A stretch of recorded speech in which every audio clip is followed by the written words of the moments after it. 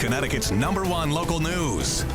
This is Channel 3 Eyewitness News. Good morning, everyone. I'm Nicole Nalepa, and it is 7 o'clock on this Thursday. We continue to follow your top stories this morning. Eyewitness News is your vaccine authority. As Connecticut carries out its age-based rollout, vaccine appointments have been filling up pretty quickly. But there is still a part of the population that does not want to get vaccinated. Channel 3 Eyewitness News reporter Aya Galal has the latest.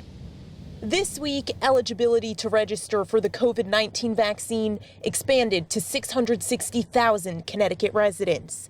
Appointments booked quickly, but not everyone is eager to get a shot in the arm. There's still some people who have some reservations about all the rumors and the things that you hear. Bristol Health teamed up with the Bristol NAACP to hold a vaccine registration event at the HRA building on South Street. The goal was to reach a community experiencing vaccine hesitancy, but not many people showed up. I think everybody else should go and get the shot too, so I recommend it. Data from the state sheds light on some of the racial disparities. Nearly 7% of the Black and brown population have received the first dose of the vaccine.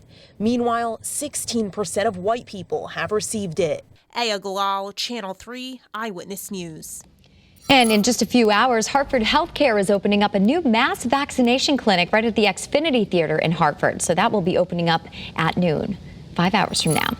Now, until 1933, Inauguration Day was actually held on March 4th, today. And it's for that reason that some extremist groups believe that a conspiracy theory is former president will be taking office again. That's what they believe on this day, March 4th. Now, Capitol Hill is on high alert this morning as officials warn of a possible attack against lawmakers. Channel 3's Deborah Alfarone is there now with the latest.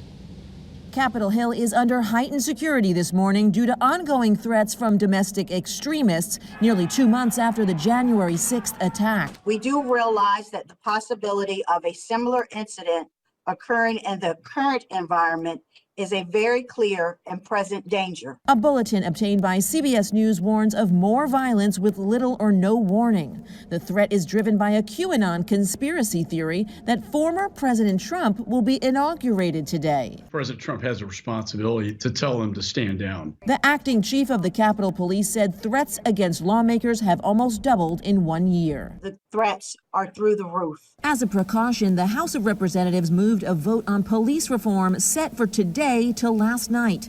The Senate will be in to debate the COVID-19 relief bill. Deborah Alfarone, CBS News, Washington. New this morning, the casino at FOXWOODS is expanding its reopening. The casino says its poker room will reopen in 2.5 hours. The Rainmaker Casino, the Live at Atrium Bar, and the Topgolf Swing Suite will all be reopening next Friday.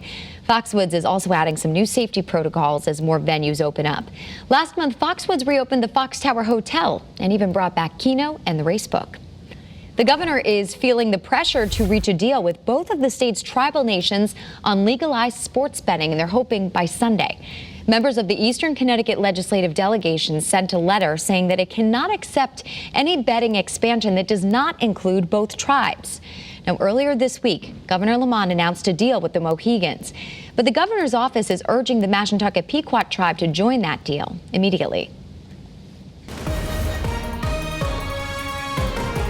Hi, everybody. 7:04 on this Thursday. It is March 4th. Welcome to this edition of Channel 3. We are taking a look at some snow showers in parts of northwest Connecticut. You'll see them there materializing, coming in from Erie and Ontario, making their way across a trek right across New York State and right on into Connecticut. So there could be a little dusting out there in parts of the state. You'll notice Litchfield County in particular dealing with some of these snow showers. But for the most part, the dry roads are out there this morning. You are good to go. Take a look. Mostly overcast conditions right now in Hartford, 35 degrees. That's a pretty good looking number for this time of morning and this time of year. 24 is the typical overnight low, so we're doing pretty good.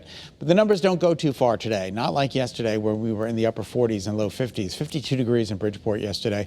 We're only going to be in the upper 30s today, maybe a 40-degree mark in parts of northern Connecticut, 40, 41 for the shoreline with a mixture of clouds and sunshine during the day today. So not a bad looking day, no storms in sight, but it is going to be chilly. And there is going to be a bit of a breeze, and that breeze will make it feel substantially colder. So you got to bundle up today. Here are more temperatures for you. Norwich at 30. That's one of the cool spots right now. 29 in Meriden, the coolest, to 38 in New Haven. That's one of the mildest temperatures we've got out there for you this morning, but you certainly need your winter coat. Now, yesterday we were up from the day before. Today we're up from yesterday. So the temperatures are doing great this morning. It's just that they don't go too far, and there is a little bit of a breeze out there. That'll make the temperatures feel a little bit cooler, and that'll be the trend today. You're going to have to deal with wind chill during the day today. So it is a chilly start. Nice day of weather ahead. Temperatures close to 40 degrees. There are those snow showers trickling into northwest Connecticut. You can see them marching in from Syracuse and Binghamton. Most of this should start to fall apart, though, as we move through the latter morning and into the early afternoon, and we'll just be left with partly to mostly sunny skies during the day today.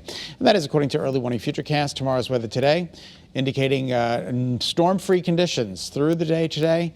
Tonight will be clear and cold. We're talking about temperatures dropping into the upper teens and low 20s, but the wind will make it feel like it's in the single digits and low teens throughout most of the state tonight. So it's going to be a pretty cold night. And then tomorrow looks like another partly to mostly sunny day. Temperatures today, 35 for Salisbury, 40 for Brainerd, 42 for New Haven, mostly sunny, breezy, and chilly.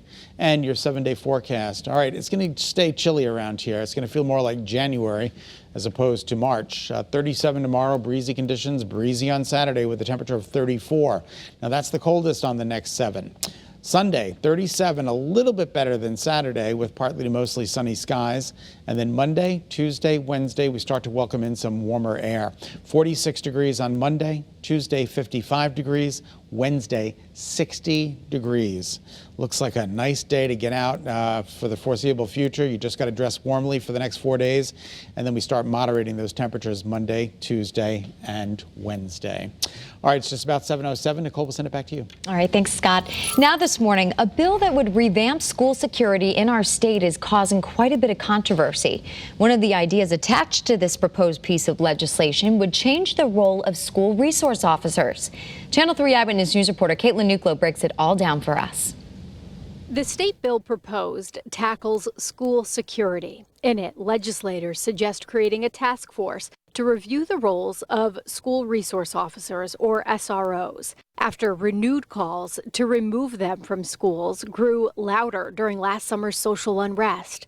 Black Lives Matter supporters said the presence of officers introduced students of color to the criminal justice system early. And State Senator Gary Winfield suggests school administrators should be handling student discipline, not SROs. Last July, Chris Murphy joined some lawmakers in saying that officers should not be in schools. I think that a lot of them are not well,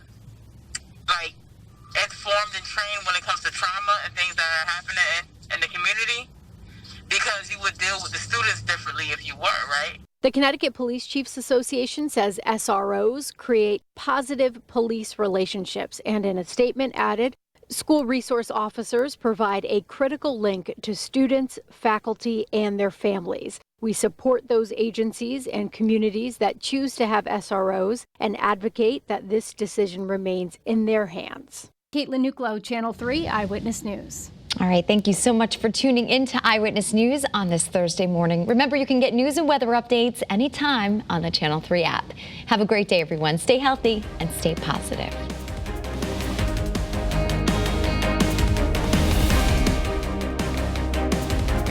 Thanks for watching Channel 3 Eyewitness News. Watch us live wherever you are on our mobile, on our streaming news app. And you can also watch us on Roku, Apple TV, and Fire TV.